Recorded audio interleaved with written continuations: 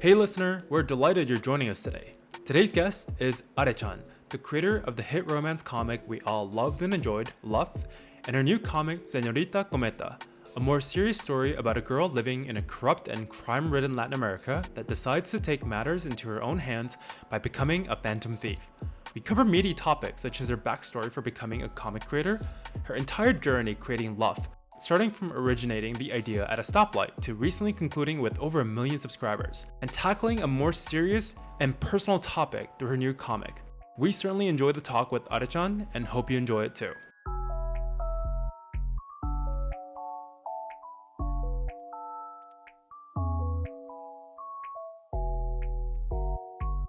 Hey, Arechan, how are you? Hi, Akil. It was nice to meet you. It is great to meet you as well. And I want to dive right in. You have a lot of comics to talk about, and your work is amazing. I'm such a huge fan. So let's get started. Why don't you tell everyone a little bit about yourself? Well, thank you. Hi, my name's Arechan. Well, that's my pen name. My pen name's Arechan, and I make webtoons. I've been making webtoons for about almost 7 years now, since 2015. Yes, and I love telling stories. I'm from Mexico originally, but I'm living in the United States right now. What got you into making comics? I've always liked making comics. Like before I knew how to write, I was already drawing comics, and I remember that I gave them to my parents so that they could read them, but there were no dialogues because I couldn't write.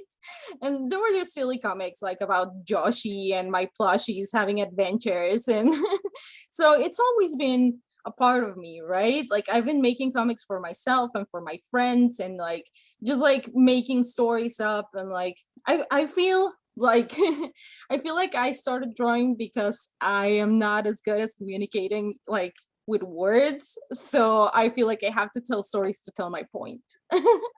So when you started making these comics for yourself, how old were you? I think I was about 3. Like my oldest comics were like I was 3. Like literally, my parents still have them. They have like kindergarten style notebooks that I filled like cover to cover with like comics, just like panels and panels of comics, like Yoshi riding around, just playing with my plushy hippo, and me and my sister being queens and stuff like that. So it's like I haven't been doing it professionally for so long, but like for myself as a hobby, it's been since before I could write. And what comics or animation inspired you as a kid that made you fall in love with the art form even more? Well, I grew up in Mexico, and in Mexico we had like in on the free TV, right? Like we had a lot of anime playing, like a lot of it. And there's like a lot of really old anime also.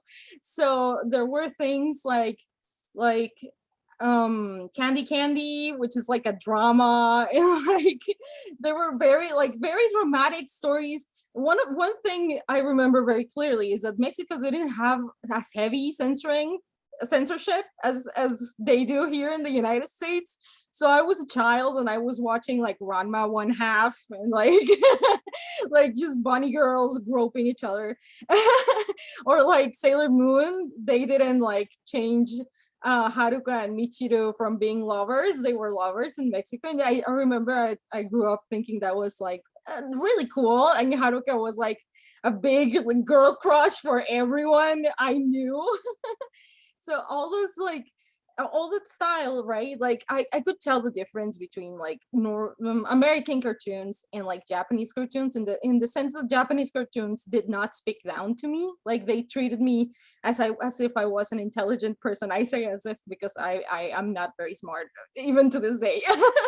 But and I like that. I remember that I started hovering towards those stories, and for the longest time, since they were like in free TV, a lot of people around me grew with that art style too. So like Dragon Ball Z is so mainstream in Mexico, for example, or like Sailor Moon is so mainstream. Pokemon, all those all those classic series, right?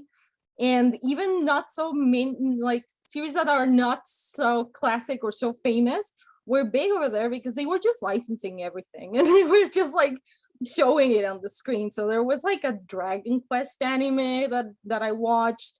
There was like there was a horror anime about like a teacher that had a demon hand. There were like a sexy ghostbuster girl named Mikami. There were so many like violent or sexy stuff, like but like I was drawn to those things because I was drawn to the complicated characters, the complex characters, right? Like the complex stories, the complex problems, and like these cartoons weren't speaking down to me. So I started trying to like mimicking that that style of abstraction rather than mimicking like the cartoony-ish style with which I was drawing before when I was a child. So I started drawing a little bit like Sailor Moon, right? So and then I started drawing a little bit of like, I remember that a big influence was like Metabot, I think it is in Japanese. Um, and many series like that were like slowly feeding my style to draw, right? And then I just became like the kid that draws.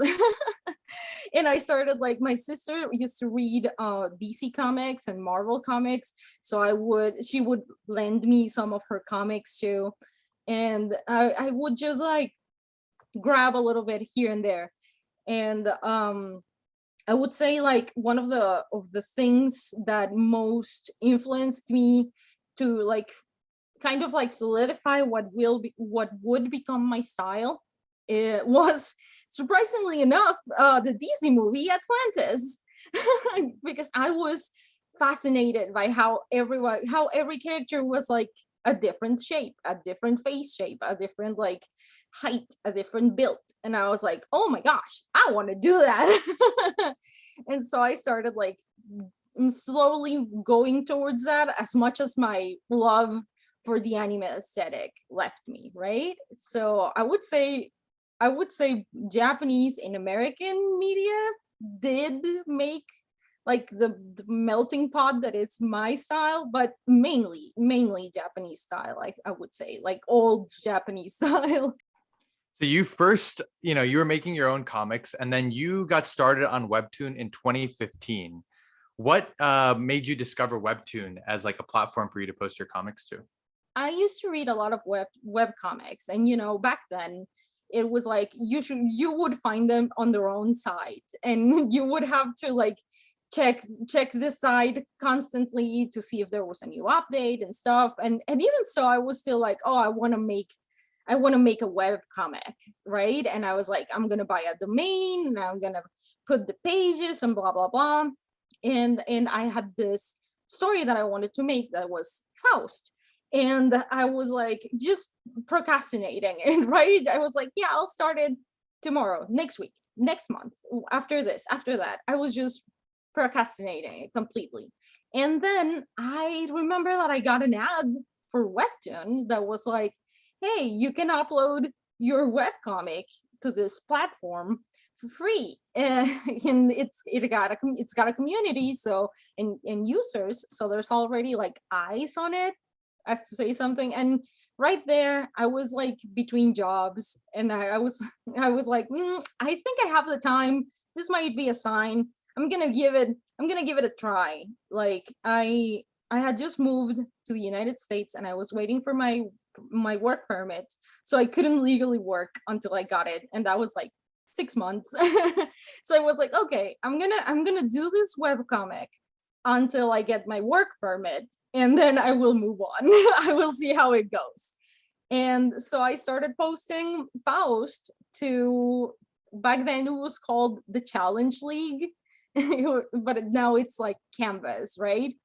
And it was okay. And that back then I did check a lot, like to see what the reactions were, but then I learned that it didn't help me with my productivity. So I loved it, right? Like the comment feedback, like the reader feedback, everything. And my permit. Yeah, I got my permit, and I was like, well, I think this is it. I'm gonna have to like work on it around whatever job I find, but I'm gonna focus on finding a job now. And that same night, I got an email from the head of content who was like, "Hey, do you want to be an original creator?" And I was like, "Wow, I just found my job," and the rest is history. What was it like producing your first webtoon original? It was really interesting because I was pushed to limits that I didn't think I could do. I thought that I could only produce like 15 panels at most per week. I thought that that's what was going to be like my productivity and stuff, because that's kind of like what it was when I was posting it to the challenge league, right? But then when I spoke to the head of content, he was like, "Oh yeah, by the way, we're gonna need you to triple your panel count for every update every week." So I was like, "Oh my gosh, how am I gonna do this?" So I had to learn a little bit of SketchUp to help out with the backgrounds. I had to stay up nights. I had to like learn to compromise because I am very much a perfectionist, which is kind of what was like impeding me from starting Faust back before webtoon. The thought of, oh, I'll start when I'm better, like I'll draw this when I get better at drawing this and that and that. And I just learned that you have to create to the best of your current capacity so that you can push yourself to your next level. So that was something that was really hard for me to grasp, because I would think, oh, I have to go on until it's like with this drawing until it's perfect or the closest to perfect that I can get it. And now that I had a deadline, it was more like I can't spend 2 hours in a drawing. I have to move on. And so it really did help me with that. Done, like not perfect, done. Better done than perfect, right? So how much of the story of Faust was done when they approached you? I had a lot planned, but not enough. Not enough. I had like, because Faust was like a wish per day, and I had like a faint idea of where I wanted to take the story, but it was very much thinking like 4 steps ahead, right? So it was like he's gonna wish this, so this happens, so he can wish this, so this happens, so they can go here. So I wish I had gone with the approach that I have taken now with LUFF and Senorita Cometa, which is that I have them all figured out up to the end right now. But back then with Faust, it was like riding a train while building the rails. It was insane, just like thinking about it and like the deadlines. And I remember I did not have much buffer. I had like 3 episodes of buffer, so I couldn't take longer to sit down and think like, where is this going now? And I'm honestly surprised that I was able to like take it to 120 episodes. Like that's long. I'm surprised that I was able to take it so long. But yeah, so the general gist of the story I kind of had, but I did not have down as much as I would have liked. So you finished Faust in 2018. From there, what was it like for you to get LUFF off the ground? First, I had to like think if I wanted to continue to make comics, because making comics is very time consuming, right? And it's also very lonely because you're working all day every day, so you don't go out much. So I was like, oh, I wonder if this is what I want to do, if this is like what I want my life to be for the next time. So after thinking it a little bit, I was like, yeah, I like to tell stories. If I have the opportunity, I'm going to do it. So I had the idea for LUFF also stored like in my head, like I already had it. And I was like, I'm going to pitch it and it's going to be a short story. That's what I told myself. It's going to be short. it's gonna be sweet. And I'm gonna be in and out, baby, just like dipping into a pool, just in and out. So I built my pitch and I sent it to webtoon, and they were like, yes, let's make it. And I was like, okay, it's gonna be 50 episodes long, and that's it. And so when I started, like, when it came out, webtoon, and we were like in episode 20 or something, webtoon approached me like, hey, what if we do like 25 more? And I was like, okay. And then when the date approached, was like, hey, what if we make like 20 more?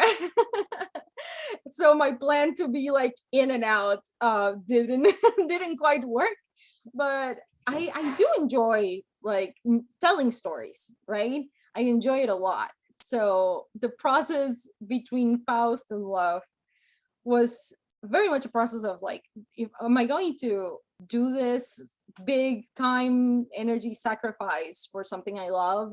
And the answer was yes, it's worth it to like put your time and your life in drawings and just like say it, if that's your passion, of course, right? I'm not saying that everybody should do it, because this is absolutely not for everyone. I've seen the how hard it can be for some people to be like, I can't go out with my friends for drinks anymore because I have a deadline, or like stuff like that, right? Like, oh, this episode doesn't look the way I would want to, and that is killing me inside. And like, it's hard, right? So it's not like I would say to everybody, hey, everyone, drop your jobs, and like, but you should, like, if you think you like making comics, you should absolutely do it and just see how it is, how you like it. Start with something small. I know we all have those stories that like we have been holding since we were teens, and it has like 1,000 characters and 1,000 episodes. But start with something small and test the waters and see, and like, and think, do I want to be doing this really, like this sacrifices thing? And if the answer is yes, then go ahead. That's what I learned between Faust and LUFF, that I do like doing this. And for LUFF, did you come up with the world and the concept first of the LUFF score, or did you do the characters? I did the world building first. Like, it was very funny because the idea, I got it like, I was in a I was in a red light, and it was a particularly long red light. And I am a good girl. I did not get on my phone. I was looking at my hands because what else can you do? Literally, I had nothing to do waiting in this red light. So I was looking at my hands, and I started imagining like a little car running from one hand to the other, like using the fingerprint as a road.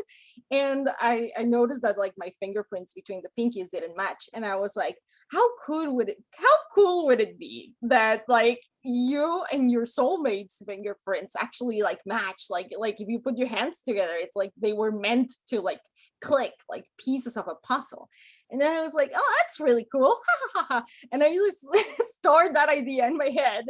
But when we finished Faust, and I was like, I don't know if I want to do another comic. And then I was like, yeah, I'm gonna do it.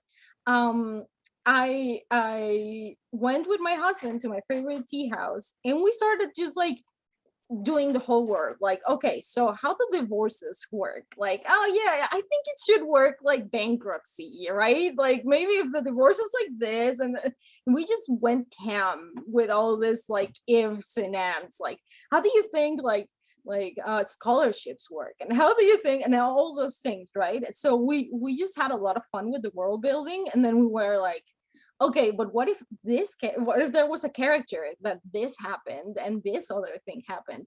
Because like, for example, let's say Lily, the character of Lily is based in the whole, because I'm from Mexico and my husband's from Venezuela. So if we lived, I mean, if I lived in Toloa, I would have been matched with someone else because he is in a different country and hence outside of the system, right? So I was like, so what happens when your soulmate is in a different country? And that's like part of where we went with it, right? Or like, what happens when like heteronormativeness I don't know what the word is. I'm sorry, I speak Spanish. It's like the rule, right? Yeah. Because like for example, for the longest time, um I thought that I was straight. And then I fell in love with my husband, and you would say like, how is that not straight? Because I he was like, he hid his gender from everything online, and we met online, and I thought he was a girl. I straight up thought he was a girl because he has a really cute art style and he has a really cute way of messaging, and I was like, okay, I'm in love with a girl. Wow, this is shaking my world. Okay. And then it was like, oh, hey, guess what, I'm a guy. And I was like, okay, this changes nothing. And then I was like, oh, I guess I'm demisexual. Then I was like, well, what if we make like a demisexual character? And then like Daniel was like, oh, okay, like he likes girls, but he could have also liked Julian, like, oh, because he falls in love with the person rather than like the gender. That's super interesting, and there's a lot of those themes that you talk through. So sexuality is one theme that you talk about a lot in LUFF. Why was it such an important thing for you to talk about in your comic? I think it's because like I don't have like too many experience. I feel like I got to this party late, right? I feel like I'm doing a lot of these discoveries like late because I only found out that I was like in the asexual spectrum. I think it's demisexuality once I met my now husband. But it was like when I met him, and it turned out that he was a guy and everything, I did like a sigh of relief that I was like, oh, my family is going to approve this, society is going to, no, I'm not going to lose any friends because I'm from a very conservative family, very conservative, very religious family. So I was like, oh, this sucks. We should we should be able to talk about like how societal expectations even dictate the way that you present your sexuality, which is something that I put in with Lily again when she registered as bisexual, but she was actually just gay, right? She was just lesbian, but she registered as bisexual to have a bigger pool and to get a better match. And she got a male match with Mauricio, and like, but she wasn't happy with it. But it was like what the world was expecting of her. They were expecting not a guy, but like a high score, right? So it was like, it's more like about like the societal, that shock that I had, right? Like I felt like that's I was shocked that I sighed of relief when I was like, oh, he's a guy, my family's not gonna hate me. Because like my feelings did not change when he finally revealed to me like, oh, guess what, I'm sorry, you really think I'm a girl, I'm a guy, and I hope that doesn't change anything. And I was like, oh, I was like, oh, what a relief. And that was like, oh no, why did that happen? I need to tell somebody about this. Another theme that you talk about is your socioeconomic status, your class, and that how that affects your outcomes or your opportunities in life. Why was that another theme that you decided to talk about in LUFF? I learned firsthand when people say that privilege is invisible to the people who are privileged. Because when I grew up, I just didn't think anything about my family situation at all. Both my parents are doctors, and turns out that I grew up with a little bit of money. But to me, it was just like normal, right? To me, it was normal to travel around the country, to come to the United States for shopping sprees and stuff like that. I was like, yeah, whatever. And then when I started like talking with my now husband, he grew up in quite the opposite situation. So hearing him talk about how he could only eat, for example, arepas, which is Venezuelan food, he could like not have everything he wanted when he was a child or stuff like that. And that made me realize how things, like how privilege is really invisible to like when you grow privileged, right? Like I never went hungry once, and I had to hear like stories about how you have to go to sleep early because there's no food for dinner, so you can't, you just sleep your hunger off. until you can get like your school lunch. And it's like, once again, I was just like, I need to tell someone about this. And I just tend to ramble on and to talk and like going a lot of tangents. And this is like my real life experience. So I feel like I can only tackle like specific subjects when I'm like making a story, like making a comic, even if it's like for my friends only, or like I I just feel like I need to put it down in paper and be like, this is what I mean. Like even sometimes when I'm talking and I'm trying to like explain a point, talking with someone and trying to explain a point, I will just make up a tiny story on the spot. Like, oh yeah, like imagine if you did this and this happened and that's what I mean, that kind of stuff. So when I was met with that situation, I was like, well, that sucks. Like comparing my money privilege versus my husband's lack thereof was something that I had really in my brain then when we talked about love. Like how is this going to affect education or like access to like economic resources and stuff like that, right? So this all became like, because when I discovered that I was privileged, I was like, immediately I wanted to analyze like, where does this privilege come from? Like, where did this money come from? How did we get money and he didn't? And so that kind of like, and also it's like very pronounced. This is a very pronounced phenomenon in Mexico, right? Like you can see it in Mexico City. It's like you can walk one block and it looks like New York, and then you like Manhattan, I should say, and then you turn the corner and it looks like, I don't know, like Haiti. And it's like it's in the same area, but the contrast is impressive. And or things like you see skyscrapers next to like one-story houses, and that kind of contrast, I love that kind of contrast, and I love to tackle it as part of like the Latin American experience, because I'm pretty sure it's not unique to Mexico, right? Like many of the things that I've lived, my husband has also contributed a lot, like with his contrasting stories, and many we share and many we are separate, and I'm like, wow, the whole of Latin American is like this, huh? This webtoon is available in both English and Spanish. How did you make sure that the story came through in both languages? Oh, I couldn't do it. The Spanish translation is not like, it's not on my hands. I wish it had been, because I put so many subtleties that I was like, oh, I wish they pick up on this.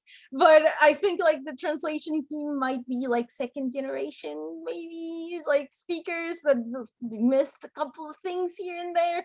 It's better now. I've seen the translations now, and it sounds more like, like they are a little bit more culturally attuned, more than just like the language, because Spanish is insane. You can speak the same Spanish you speak in Mexico and like Argentina. You like, people are not gonna be like, it happens with me and my husband. We live together and sometimes we have to switch to English to understand what we're saying to each other, because sometimes it's not the same Spanish.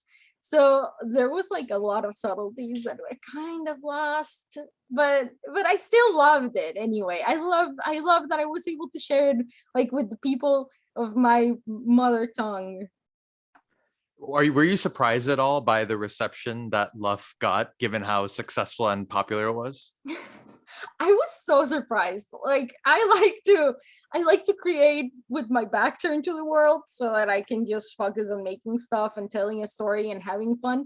So when people started like coming to my Instagram, for example, like my Instagram was like a deserted place that I just posted drawings of my characters because I was having fun. And then people started coming, and then people started sending me DMs, and I was like, what's going on? And it was so surprising. I was like, I couldn't believe it. Honestly, I couldn't believe it. I'm really happy that it found a lot of people. And I'm really happy whenever like someone sends me a DM and tells me, oh, this story helped me a lot through this and that. And I feel it's so mind-blowing. It's such a privilege. It's like, wow, I can't believe that I like this person that who I don't know, just took the time to read what I had to say, and they actually took something from it, and they had fun with it, or it helped them.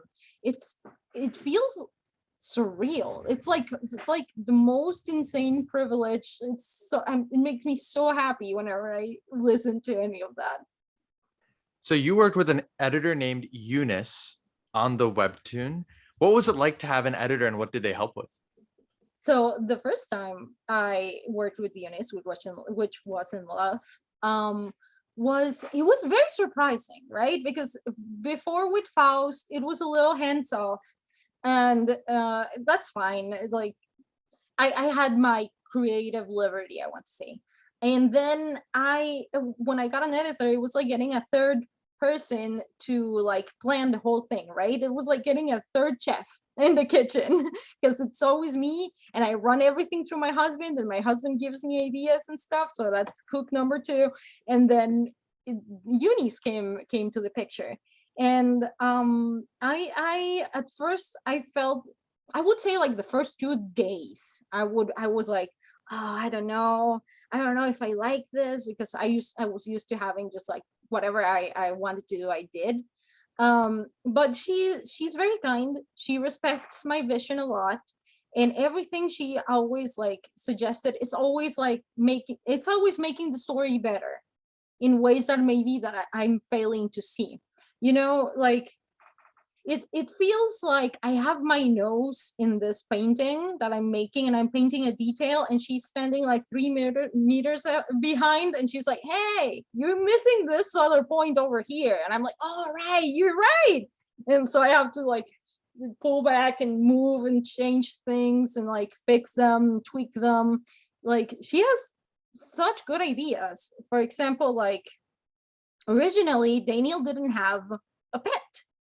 I was just gonna make him like focus on the doggies and everything, like the shelter, but he didn't have like a pet for himself.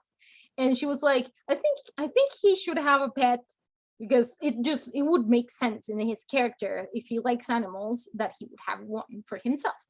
And so we went like, she wanted like a dog, and I was like, I don't know, he's bougie, his mom is bougie, I think they would have something expensive. We were like going like, oh, what should it be, but it shouldn't be too illegal. And so we ended up with Ara, the hyacinth macaw. And it was thanks to her that Ara exists at all, which is like, wow, like it's big, because I mean she is big part of his character, of his love. Like he's the episode about his birthday, which is also when he got Ara, so it's Ara's birthday. um it's like very pivotal in the story and his character, and a lot of people have redrawn that one panel where he's like so surprised after opening the door and seeing B with the cake. And so I'm really happy. We wouldn't be able to have that episode without Eunice. And it's the same with Senorita Cometa. There are a couple of things that I have to tell her, like, oh, this actually happens in Latin America, so we should keep it. It's minimal things, like for example, in LUFF, that scene where that plot point where her B's picture is shown in like a tabloid, and she's like straight up naked. My editor was like, I don't know, this is like newspapers and tabloids are kind of like old technology. And I was like, no, that's like super alive in Latin America. Like, and you see the tabloids with the naked ladies like on the front everywhere, like on a corner, a street corner. Like if you stop your car on a red light, someone with a tabloid will walk between the cars like, hey, do you want a naked lady? So stuff like that, right? But it's just minimum stuff. I almost always take her advice, except when it's like a cultural thing like that, right? Like she is very she's very kind with her edits, so she never makes me feel like I'm doing anything wrong. And she's always very gentle with her pushes, and she is always looking out for me. It's a gem having an editor it's like having an ally inside the company, right? Because sometimes when you're working in a company, you can feel a little bit like isolated from them, like you're you and the company is there, but like Eunice is like an ally for me. Let's talk about Senorita Cometa a little bit. You're now on your third project, your third original. What was it like to create this one, and what sort of themes did you want to go after? It's super early. I think you have 9 episodes out or something. Yeah, well, I actually have 25 drawn. The 9 are out, but there are already 25 drawn. So I am ahead. I'm ahead of the game this time. I'm not having another Faust happen. Senorita Cometa was again another struggle between LUFF and Senorita Cometa, the same one. It was like, do I want to continue doing this? Because it's a lot of work. And this time it wasn't like the work kind of like what was stopping me, because I already knew, and I knew better things, like how to streamline more my processes, or like how to build better in SketchUp for the backgrounds and stuff. So I was ready, right, for the workload. But the thing that I was like, should I make another comic? I really love this, but I want to start a family. And I'm not going to be able to have a baby and draw a webtoon. It's not gonna happen. Like baby, very time consuming, webtoon, very time consuming, only 24 hours in a day. So I was thinking about it a lot, and the same thing happened again. I was like, it's just gonna be a short story, like a dip and out. I'm just gonna make it a really short story. And it like I think the thing that pushed me to like that gave me the final like light push in my back was seeing how, and this is gonna get a little serious, but seeing all the protests from like the feminist protests in like Latin America for like Women's Day, International Women's Day. It's become a little bit more of a repeat thing through these years, that there are protests, because in Mexico there is a lot of femicides, which are just like women being killed and people going impune, like people just going unpunished. And there are a lot of stories that you would just like, you would think that it can't be possible, like the people can't be that shameless, or like the authorities can't be doing nothing, right? And like Senorita Cometa had grown from something very different to, it was like against like the industrial complex. And it became more about, like it had become more through the years, through lived experiences about women, right, about violence against women and like the lack of justice for them. So it was kind of like it's like a catharsis, right, like I can get justice around me, but I can get justice here in this make-believe world where I make the rules. And I had that story like for me and for a friend, right? Me and my friend, she was like the only one I showed like drawings and the comic and everything that I was making. And when I started seeing the protests, like I thought maybe there's someone out there that also needs this feeling of catharsis, this feeling of the bad guys finally will get punished, like of someone is doing something, someone cares. And so I was like, okay, I think somebody out there might need to hear this story. I'm gonna put it out.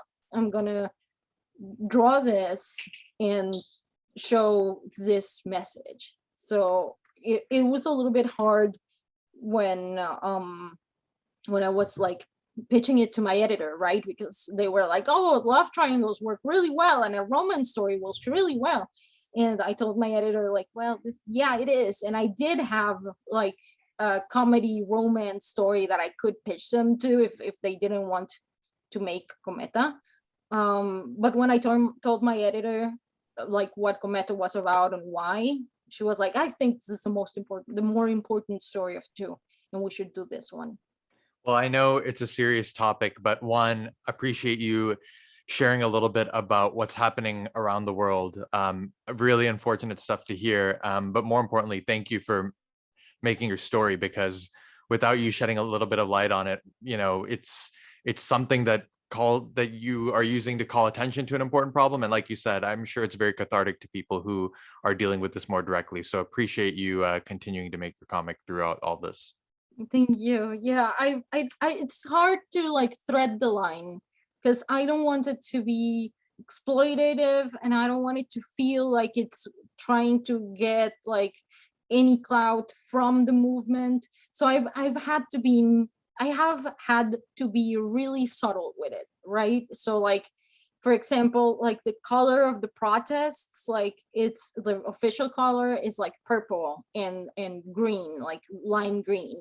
So I make the night sky purple without stars, without like anything, and like I make the sound effects like neon green, right? And I was happy to see that some people did catch up on it, that they were like, oh my god, the purple is a reference to the 8M, the 8M, because it's like the unofficial name of the marches, for because of the 8M movement. That's so cool. It's like a wink to it, and I'm so happy. Honestly, I'm so happy that people got it, and I hope the people who read it will have a little bit of that like relief that they need.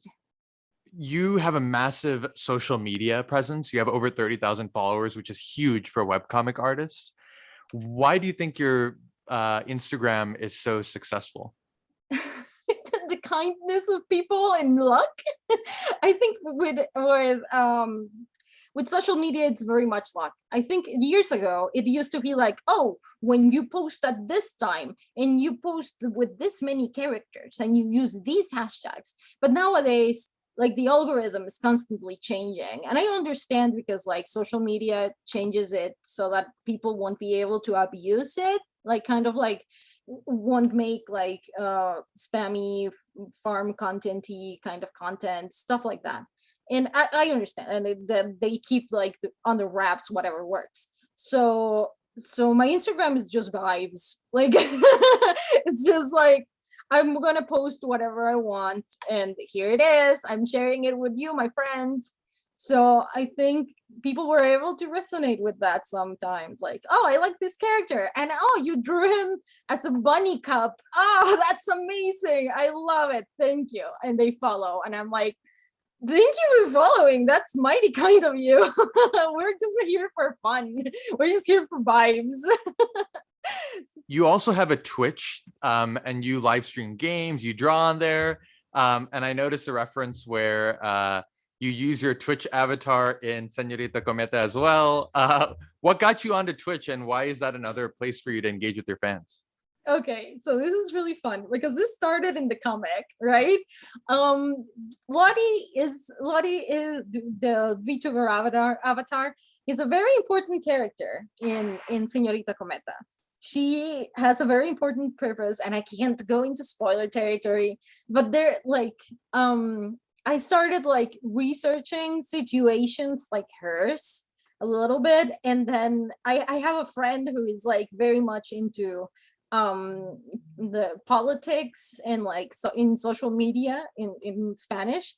And I remember I was like, there's like a lot of the same kind of content that you would find in English, right? Like a dude with a microphone in like with a green screen talking with the chat or whatever. And then I saw one who had like a puppet. It was like a puppet of a rat in a red dress with big moves.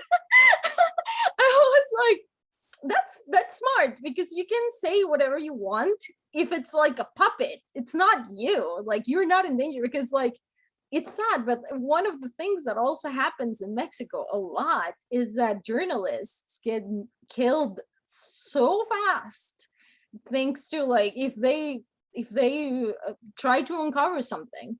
So I was like, this person with the rat puppet is actually so smart. And I thought, how can we do that also, but not like a puppet? And I was like, oh, VTubing. VTubing is basically puppets, but with anime girls. So that's where I got the idea for like a politics commentary Twitch channel, right, in the story.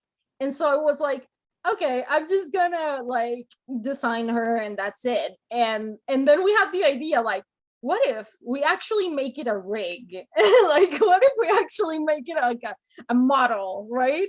So we looked around, we made a model of the best of our ability, we got a rigger, and and we made like the rig, right, with the excuse that whenever we would use her in the comic, we would just like load up VTube Studio and put her like moving and take screenshots, and those would be the panels, and it would save us work. And then it was like, what if we actually used her? Like, what if we actually just like used the avatar on Twitch and like maybe connected with people, maybe used it to talk about the episodes every Friday, that kind of thing. And in the end, she became kind of like a side gig, right? And I say side gig because like we're small, and this is mostly for me, since I'm like I'm such a workaholic and I love video games, but I'm the kind of workaholic that is like sitting on in front of the TV and I'm like, I should be working right now. And if I use Lottie, I can like fool my brain into thinking that it's work, but I'm actually playing video games and talking with my friends and with some readers that also peek in. And it's like, it's a way to like have fun.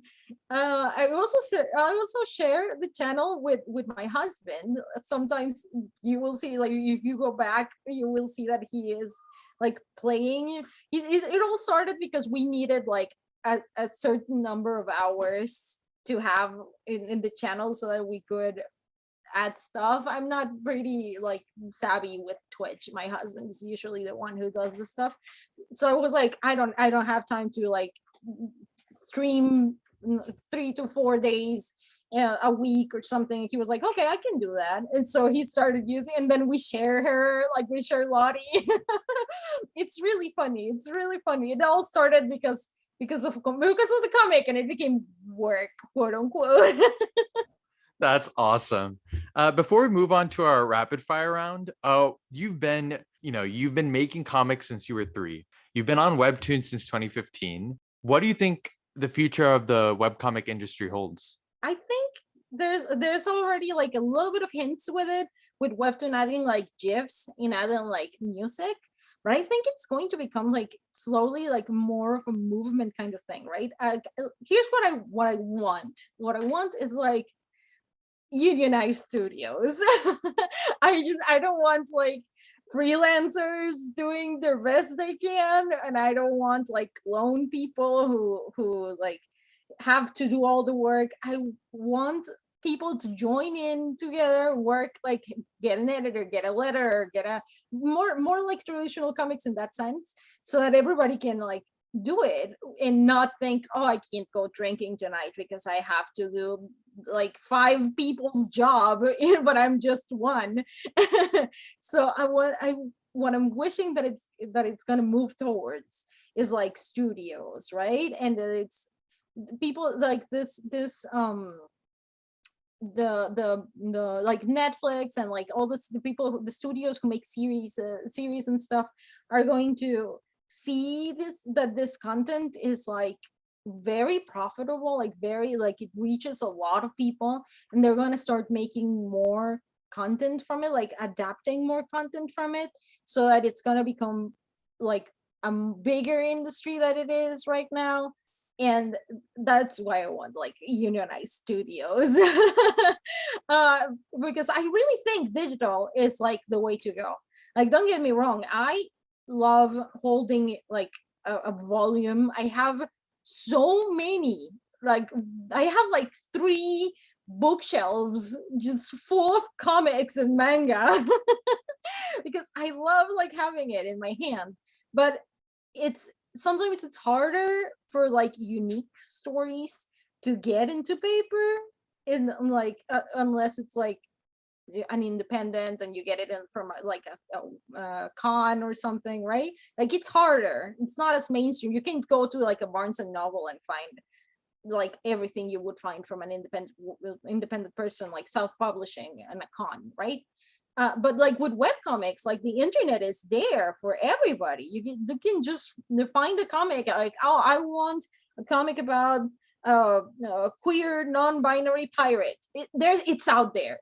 It's out there, right? Like you can just find it, and the market is there. So I think it's gonna become big. It's gonna be big. It's gonna have music. It's gonna have a couple of animations here and there. There are gonna be a lot of adaptations. There's already like Korea is ahead of us with all the drama adaptations of webtoons. It's big. I think this is like just starting to like become more mainstream, and that's what's gonna make it super big. So I'm actually really excited. The idea of independent studios is really interesting. Obviously, back in the day, a lot of the comics and the stories were owned by big publishers, right? Think about like the golden era of like DC, Marvel. Now, obviously, Webtoon is giving a platform for people. They have some ownership in a lot of the originals, but creators can still own things. What do you think the trend is for the future? Do you think with independent studios and the internet, there's going to be more independent work, or is it going to be a blend, or will we maybe shift back to big publishers coming back and buying things up? I think big publishers are trying to adapt. Like we've seen like a couple of like DC, like the Batman Family Adventures, for example, on Webtoon, or like there was also like a Star Wars Webtoon. They're like, I think they are trying to adapt, but I do think that the future is it's more like independent creators. I think that like these story, I think people are tired of hearing the same stories over and over again, and it's hard to say it because we all go to watch like the fourth, fifth, sixth Spider-Man movie that in recent memory, and we have a blast. But at some point, like people want to see themselves, right? Like people want to see like a story that they can be like, oh, I lived that, I know what that's about. And I think that's something that an individual can give you, right? Because when you have like most of the time when you have like a print editor or something like an editorial house, I want to say, sometimes it's like, oh well, this is not very commercially acceptable, for example, or this is not going to be very popular and stuff, and they have reasons to be scared of that because it's an investment, right? It's like printing and shipping and all that, right? It's their money, and I understand that. But like when it's like digital and it's independent, like what do you have to lose? Like time. It's like it's just like, oh, I read this and I didn't like it, I'm gonna stop. Yeah, you didn't pay for it even, thanks to like Webtoon or like other social media sites, right? So I think like the convenience, the specific stories, the type of storytelling, like I think all these new things, like I think readers want them. So I do think independent is the way that it's gonna go. Are you ready to move on to our rapid fire round? Yes. Which fictional character best describes your personality? I would say the female lead in Kurage Hime,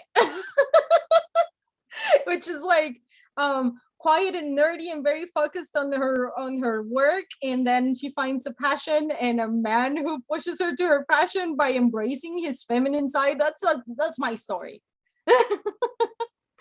What 3 webtoons would you take with you on a desert island? Oh my gosh, that one's so hard. Can I also do Latin American webtoons Oh, because I of read them? course. Okay.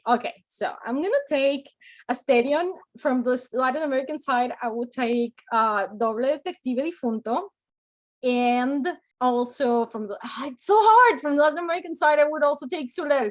Ah. Oh, only 3. It's so hard. I want to take them all. I can keep going. Trust me. Well, you did good to just pick 3. If you could pick any creator to have dinner with, who would it be and why? I think it would be Rosu from she is the main artist from Finding Wonderland, and her art is dynamic and her colors are vibrant and it's like dynamic to hell and back, and the art is so heartfelt, and I just want to meet her, right? Like I bet her, like you can see her personality through the art, and she seems lovely. What is your favorite scene from any webtoon? There are a lot that come to mind from Asterion. Like I really like the visual direction. There is like one scene that I keep coming back to in my head, where they're talking about the main antagonist, who is like a rich capitalist guy. It's like a junior kind of guy, and they're talking about the life that he lets the people see through magazines and like articles and stuff, and who he really is. And there's this amazing panel where it's like you're ripping the page off, and it's coming like every layer, it's coming until it's like the actual face, so you can see like the half tones and the printing and like the texture of the page and everything, and it's like his face back there, and it's like, oh, I get chills just thinking about it. It's such a good visual metaphor. Wow, that is something I need to go check out right now. And Yeah, then the last question: if you could hang out with one fictional character, who would it be? I think I think I would love to hang out with Link from Breath of the Wild, like that one Link, because like he's been through so much, but also he's like so happy and bright and like a glutton, and like just like how he loves having like all this adventure and stuff, and he's like so focused and loyal, and like I would love to have an adventure with him. Or just like share a meal over a fire, right? Like that'd be so cool. Well, listener, please go check out LUFF, Faust, and Senorita Cometa, and follow Arechan at ArechanGA on Instagram, and her link tree is there as well. Arechan, thank you so much for taking a bit of time to talk to us today. Thank you so much for having me. This was delightful. Thank you for joining us today. If you have any feedback or want to be featured as our next guest, please write to us at pixelsandpanelspod@gmail.com. If you enjoyed the show, don't forget to subscribe, like, or give us a 5-star rating. See you all next week.